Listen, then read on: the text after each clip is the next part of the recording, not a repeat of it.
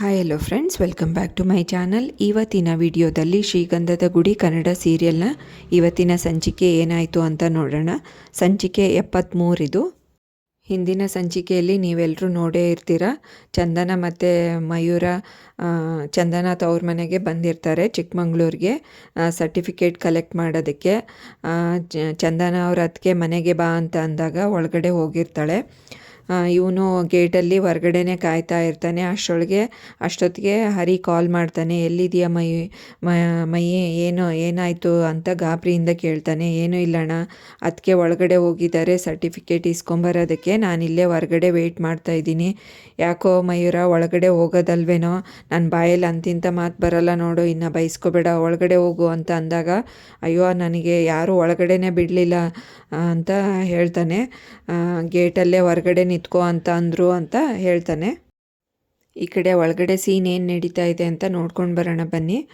ಇಲ್ಲಿ ಚಂದನ ಅಳ್ತಾ ಇರ್ತಾಳೆ. ನಿನ್ನೆ ಸಂಚಿಕೆಯಲ್ಲಿ ನೋಡೇ ಇರ್ತೀರ, ಅವಳ ಸರ್ಟಿಫಿಕೇಟನ್ನೆಲ್ಲ ಅವರಪ್ಪ ಸುಟ್ಟಾಕ್ಬಿಟ್ಟಿರ್ತಾರೆ.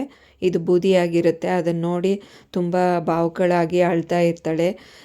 ತುಂಬ ನೋವಾಗಿರುತ್ತೆ. ಅವಳು ಕಷ್ಟಪಟ್ಟು ಓದಿ ಸಂಪಾದಿಸಿದ ಸರ್ಟಿಫಿಕೇಟನ್ನು ಈ ಥರ, ಅದು ನಮ್ಮಪ್ಪನೇ ಈ ಥರ ಹಾಳು ಮಾಡಿದ್ರು ಅಂತಂದು ತುಂಬಾ ಮನಸ್ಸಿಗೆ ಬೇಜಾರಾಗಿಬಿಟ್ಟಿರ್ತಾಳೆ. ಅಷ್ಟೊತ್ತಿಗೆ ಚಂದನ ಅವರಮ್ಮ ಹೇಳ್ತಾಳೆ, ಹೋಗಮ್ಮ ಫ್ರೆಶ್ ಅಪ್ ಆಗು, ಮುಖ ತೊಳ್ಕೊ ಹೋಗು, ಹತ್ತಿದ್ದು ಸಾಕು ಅಂತ ಜೋರಾಗಿ ಹೇಳ್ತಾಳೆ. ಅದಕ್ಕೆ ಕ್ಯಾರೆ ಅನ್ನೋದಿಲ್ಲ ಚಂದನ. ಅವರಣ್ಣ ಮತ್ತು ಚಂದನ ಅವ್ರ ತಾಯಿ ಇಬ್ಬರು ಬಂದು ಜೋರಾಗಿ ಗಟ್ಟಿಯಾಗಿ ಹಿಡ್ಕೊಂಡು ಅವಳನ್ನ ಒಳಗಡೆ ಹೇಳ್ಕೊಂಡು ಕರ್ಕೊಂಡು ಹೋಗಬೇಕು ಅಂತ ಇರ್ತಾರೆ. ಅಷ್ಟರೊಳಗೆ ಕೊಸರ್ಕೊಂಡು ಅವ್ರ ಅಪ್ಪನ ಹತ್ರ ಬರ್ತಾಳೆ. ಅಪ್ಪ, ನೀನು ನನ್ನ ಸರ್ಟಿಫಿಕೇಟ್ ಕಿತ್ಕೊಂಡಿರ್ಬೋದು, ನನ್ನ ವಿದ್ಯೆ ಅಲ್ಲ, ಅದು ಒಂದು ಸಂಸ್ಕೃತದಲ್ಲಿ ಶ್ಲೋಕ ಇದೆ, ಅದನ್ನು ಹೇಳ್ತಾಳೆ.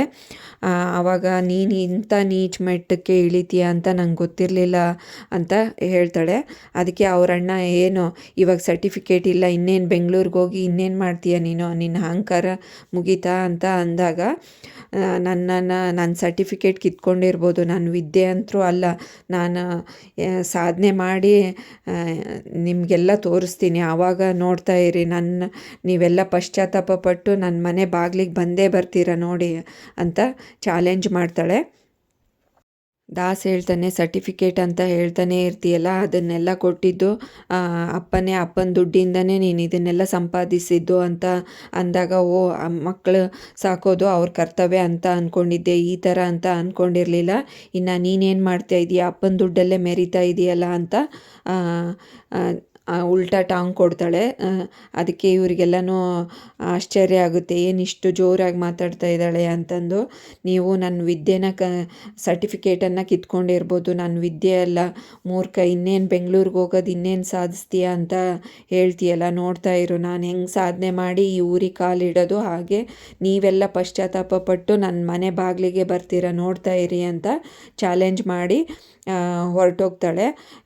ಇವಳನ್ನ ಹಿಡ್ಕೊಳೋದಕ್ಕೆ ಹೋಗ್ತಾರೆ. ಇವಳು ತಪ್ಪಿಸ್ಕೊಂಡು ಹೊರಗಡೆ ಎಲ್ಲರಿಗೂ ಚಾಲೆಂಜ್ ಮಾಡಿ ಹೋಗ್ತಾಳೆ. ಇವರಿಗೆ ಅವ್ರ ಅಪ್ಪಂಗಂತೂ ಫುಲ್ ಆಘಾತ ಆಗಿಬಿಟ್ಟಿರುತ್ತೆ. ಏನು ಹೇಳಿದ್ರು ನನ್ನ ಮಗಳು ಮಾತೇ ಕೇಳಲ್ವಲ್ಲ ಅಂತ ಅವನಿಗೆ ತುಂಬ ನೋವಲ್ಲಿರ್ತಾನೆ. ಅದು ಬೇರೆ ಈ ಥರ ಪಾಪ ಮಾಡಿರ್ತಾನಲ್ವ, ಸುಟ್ಟಾಕಿ. ಚಂದನ ಪರ್ಸ್ ತೊಗೊಂಡು ಹೋಗ್ತಾ ಇರ್ತಾಳೆ ಜೋರಾಗಿ ನಡ್ಕೊಂಡು. ಆವಾಗ ಹಿಂದೆನೇ ಅವರು ಬರ್ತಾರೆ, ಒಂದು ಸಾಂಗನ್ನು ಪ್ಲೇ ಮಾಡ್ತಾರೆ. ಶ್ರೀಗಂಧದ ಗುಡಿಯಲ್ಲಿ ಯಾವಾಗಲೂ ಟ್ರೈಲರಾಗಿ ಒಂದು ಸ್ಯಾಡಲ್ಲಿ ಇದ್ದಾಗ ಒಂದು ಸಾಂಗ್ ಹಾಕ್ತಾರೆ ನೋಡಿ, ಆ ಮ್ಯೂಸಿಕನ್ನು ಹಾಕ್ತಾರೆ, ಅದು ಪ್ಲೇ ಮಾಡ್ತಾ ಇರ್ತಾರೆ. ಇವಳು ಹಾಗೆ ನಡ್ಕೊಂಡು ಬರ್ತಾಳೆ. ಹೊರಗಡೆ ಮಹಿ ಅಂತ ಕರೀತಾಳೆ. ಅವನ ಮಹಿ ಸುಮ್ಮನೆ ನಿಂತ್ಕೊಂಡಿರ್ತಾನೆ. ಏನದಕ್ಕೆ ಸರ್ಟಿಫಿಕೇಟ್ ಇಸ್ಕೊಂಬಂದ್ರ ಅಂತ ಕೇಳ್ತಾನೆ. ಅದಕ್ಕೆ ಇವಳು ಕೈಯಲ್ಲಿ ಬೂದಿ ಆಗಿರುತ್ತಲ್ಲ ಕೈಯೆಲ್ಲ, ಅದನ್ನು ಇಟ್ಕೊಂಡು ನೆನೆಸ್ಕೊತಾಳೆ, ಏನಾಯಿತು ಒಳಗಡೆ ಅಂತಂದು. ಇಲ್ಲ ಮೈ, ಅವ್ರು ಕೊಡಲಿಲ್ಲ, ಬಾ ಹೋಗೋಣ ಅಂತ ಹೇಳ್ತಾಳೆ. ಅಷ್ಟರಲ್ಲೇ ಹಿಂದೆ ಓಡ್ಕೊಂಡು ಬರ್ತಾರೆ ಅವ್ರ ಅಮ್ಮ, ಅತ್ತಿಗೆ ಮತ್ತು ಚಂದನ ಅವರ ತಾಯಿ ಎಲ್ಲ. ಚಂದನ ಅವ್ರ ಅಣ್ಣ ಬಂದು ಜೋರಾಗಿ ಈ ಹುಡುಗಂಗೆ ಮೈಗೆ ಹೊಡೆಯಕ್ಕೆ ಹೋಗ್ತಾ ಇರ್ತಾನೆ. ಏನೋ ನೀನು ಇಲ್ಲಿ ಬಂದು ಏನು ಮಾಡ್ತಾ ಇದೀಯ, ನೀವೆಲ್ಲ ಮೋಸ್ಗಾರರು ಅಂತ. ಅದಕ್ಕೆ ಚಂದನ ಹೇಳ್ತಾಳೆ, ಓ ಮೋಸ್ಗಾರ್ ಯಾರು ಅಂತ ಗೊತ್ತಾಯ್ತಲ್ಲ, ಇಲ್ಲಿವರೆಗೂ ನೋಡಿದ್ದೀನಲ್ಲ ಯಾರು ಮೋಸ್ಗಾರರು ಅಂತ, ಅವನ ಮೇಲೆ ಕೈ ಹಾಕ್ತೀಯ ಅಂತ ಜೋರಾಗಿ ದೂಡ್ಬಿಡ್ತಾಳೆ ಅವ್ರ ಅಣ್ಣ ಅಂತ ಲೆಕ್ಕಿಸದೆ ಈ ಥರ ಮಾಡ್ತಾ ಇದೆಯಲ್ಲ ನಿನಗೇನು ಅನ್ಸಲ್ವಾ ಅಂತ ಅವ್ರ ತಾಯಿ ಬೈತಾರೆ. ಅದಕ್ಕೆ ಅಧಿಕಾರದಿಂದ ಮಾತಾಡ್ತೀಯಲ್ಲ, ನನ್ನ ಸರ್ಟಿಫಿಕೇಟು ಅಂತ, ಇನ್ನೇನು ಆಸ್ತಿಯಲ್ಲಿ ಭಾಗ ಕೇಳಬೇಕಂತ ಅಂದ್ಕೊಂಡಿದೆಯೋ ಹೇಗೆ ಅಂತ ಅವ್ರ ಅಣ್ಣ ಹೇಳ್ತಾನೆ. ನಿನ್ನ ಆಸ್ತಿ ಯಾವನಿಗೆ ಬೇಕೋ ನೀನೋ ತಿನ್ನೋ, ನನ್ನ ಸರ್ಟಿಫಿಕೇಟ್ ಬೇಕಾಗಿತ್ತು ಅದನ್ನೇ ಕೊಡಲಿಲ್ಲ ನೀವು, ಈ ಥರ ಯಾಮಾರಿಸಿ ಮೋಸ ಮಾಡ್ತೀರಾ ಅಂತ ಅಂದ್ಕೊಂಡೇ ಇರಲಿಲ್ಲ, ನೀವಿಷ್ಟು ಯಾಮಾರಿಸಿ ನನಗೆ ಮೋಸ ಮಾಡಿದ್ದೀರಲ್ಲ, ನನಗಂತೂ ನಿಮ್ಮ ಬಗ್ಗೆ ಒಂದು ಕಿಂಚಿತ್ತೂ ಗೌರವ ಮತ್ತು ಪ್ರೀತಿ ವಿಶ್ವಾಸ ಉಳಿದೇ ಇಲ್ಲ.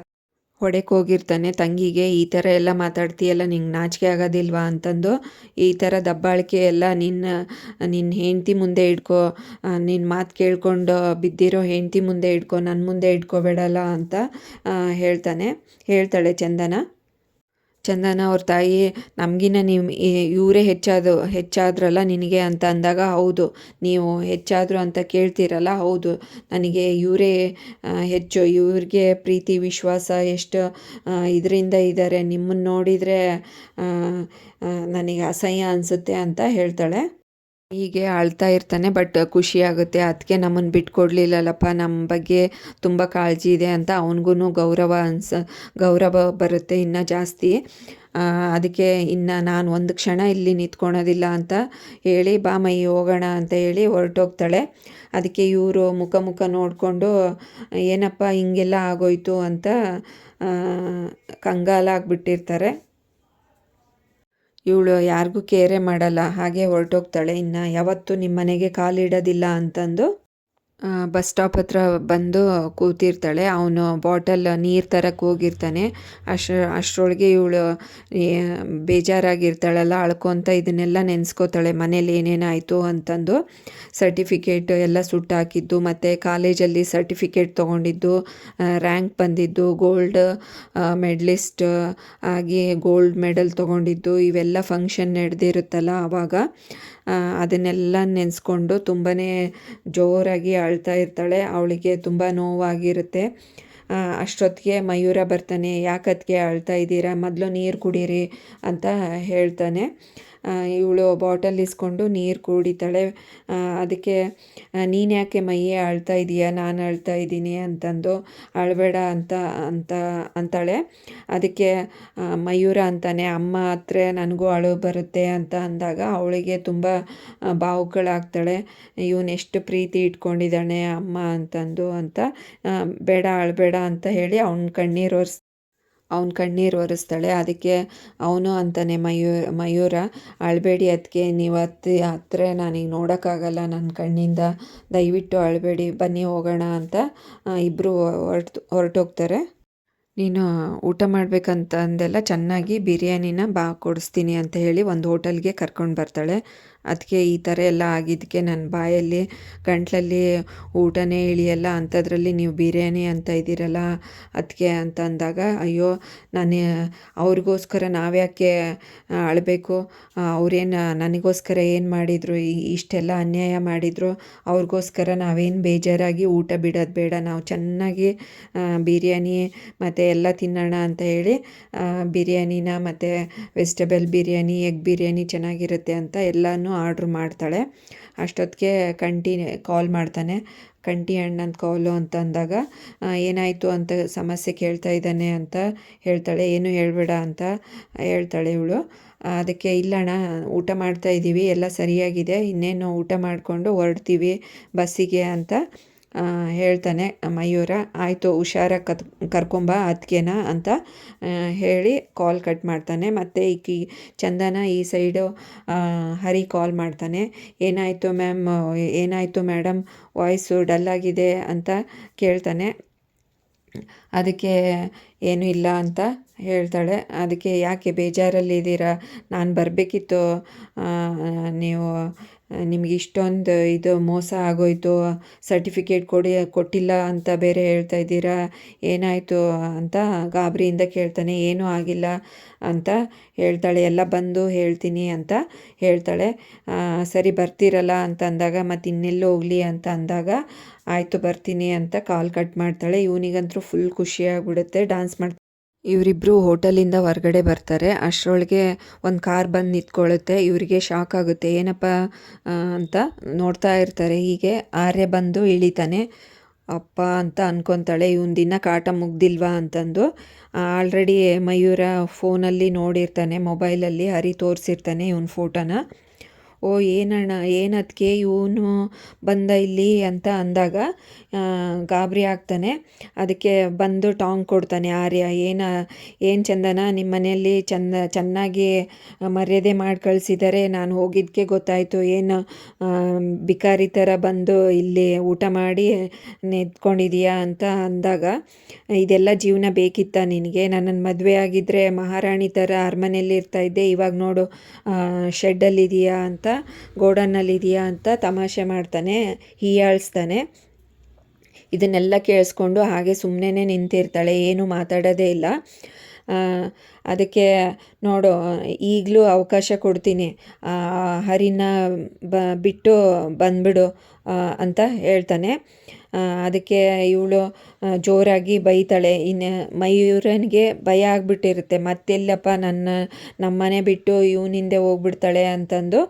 ಅದಕ್ಕೆ ಇವಳು ಆವಾಗ ಚೆನ್ನಾಗಿ ಬೈತಾಳೆ. ಇಷ್ಟು ದಿನ ನಿನಗೆ ಹೇಳಿದ್ದು ಸಾಕಾಗಲಿಲ್ವಾ, ನೀನು ಎಷ್ಟು ಹೇಳಿದ್ರು ಅಷ್ಟೇ ನಿನ್ನ ಅಂತ ಹೇಳಿ, ಏರು ನಿನಗೆ ಮಾಡ್ತೀನಿ ಅಂತ ಹೇಳಿ ಕಾಲ್ ಮಾಡೋಕ್ಕೆ ಹೋಗ್ತಾಳೆ. ಏನು ಹರಿಗೆ ಕಾಲ್ ಮಾಡ್ತಿದ್ದೀಯಾ? ಅವನೇನು ಡ್ರೈವರು, ಕಿತ್ತೋಗಿರೋ ಡ್ರೈವರು, ಇಲ್ಲಿ ಕಂಬನೇ ಇಲ್ವಲ್ಲ, ಹರಿ ಎಲ್ಲಿ ಬರ್ತಾನೆ ಇನ್ನು ಅಂತ ತಮಾಷೆ ಮಾಡ್ತಾನೆ. ಅದಕ್ಕೆ ಚಿಕ್ಕಮಂಗ್ಳೂರು ಸಿಟಿ ಪೊಲೀಸ್ಗೆ ಕಾಲ್ ಮಾಡ್ತೀನಿ ಇರೋ ಅಂತ ಹೇಳಿ ಕಾಲ್ ಮಾಡ್ತಾಳೆ. ಮಾಡು ನನ್ನ ಎದುರಿಸ್ತೀಯಾ ಅಂತ ಅಂದಾಗ, ನಂಬರ್ ಹೇಳು ಮೈ ಕಾರ್ದು ಅಂತ ಅಂದಾಗ ಇವನು ತಪ್ಪಿಸ್ಕೊಂಡು ಓಡೋಗ್ಬಿಡ್ತಾನೆ, ಬೇಡ ಅಂತಂದು. ಚೆನ್ನಾಗೇ ಕರೆಕ್ಟ್ ಟೈಮಿಗೆ ಪ್ಲ್ಯಾನ್ ಮಾಡಿ ಅವನಿಂದ ತಪ್ಪಿಸ್ಕೋತಾಳೆ ಚಂದನ. ಅದಕ್ಕೆ ಮಯೂರ ಅಂತಾನೆ, ಒಳ್ಳೆ ಕಾಮಿಡಿ ಪೀಸ್ ಅದಕ್ಕೆ ಇವನು, ಇನ್ನು ಈ ಜನ್ಮದಲ್ಲಿ ನಿಮ್ಮ ತಂಟೆಗೆ ಬರಲ್ಲ ಬಿಡಿ ಅಂತ ಅಂದಾಗ ಇವಳು ಆ ಕಡೆ ಈ ಕಡೆ ನೋಡ್ತಾಳೆ. ಇನ್ನು ಚಿಕ್ಕಮಂಗ್ಳೂರಿಗೆ ನಾನಂತರೂ ಕಾಲಿಡೋದಿಲ್ಲ, ನಾನೇನಾದರೂ ಸಾಧನೆ ಮಾಡೇ ಇಲ್ಲಿ ಕಾಲಿಡೋದು ಅಂತ ಹೇಳಿ ಶಪಥ ಥರ ಮಾಡ್ತಾಳೆ. ಹೇಗಾದರೂ ಮಾಡಿ ನಾನು ಅಚೀವ್ ಮಾಡಲೇಬೇಕು, ಈ ಊರಿಗೆ ಆವಾಗಲೇ ಬರೋದು ಅಂತ ಹೇಳಿ ಅಂತ ಇರ್ತಾಳೆ. ಆಯಿತು ಅದಕ್ಕೆ ನಿಮ್ಮ ಡ್ರೀಮ್ಸ್ ಎಲ್ಲ ಫುಲ್ಫಿಲ್ ಆಗುತ್ತೆ ಅಂತ ಹೇಳಿ ಇಬ್ಬರು ಹೊರಡ್ತಾರೆ ಬಸ್ ಸ್ಟ್ಯಾಂಡಿಗೆ. ಅಷ್ಟರಲ್ಲಿ ಈ ಸಂಚಿಕೆಯನ್ನು ಮುಕ್ತಾಯಗೊಳಿಸ್ತಾರೆ. ನೆಕ್ಸ್ಟ್ ಸಂಚಿಕೆಯಲ್ಲಿ ಏನಾಯಿತು ಅಂತ ಕಾದು ನೋಡೋಣ. ಅಲ್ಲಿವರೆಗೂ ಈ ವಿಡಿಯೋ ನೋಡಿದ್ದಕ್ಕೆ ಎಲ್ರಿಗೂ ಥ್ಯಾಂಕ್ಸ್. ಹಾಗೆ ಈ ವಿಡಿಯೋ ಇಷ್ಟ ಆದರೆ ಲೈಕ್ ಮಾಡಿ, ಶೇರ್ ಮಾಡಿ, ಕಮೆಂಟ್ ಮಾಡಿ, ಹಾಗೆ ಚಾನಲ್ನ ಸಬ್ಸ್ಕ್ರೈಬ್ ಮಾಡ್ಕೊಳ್ಳಿ. Thanks for watching this video.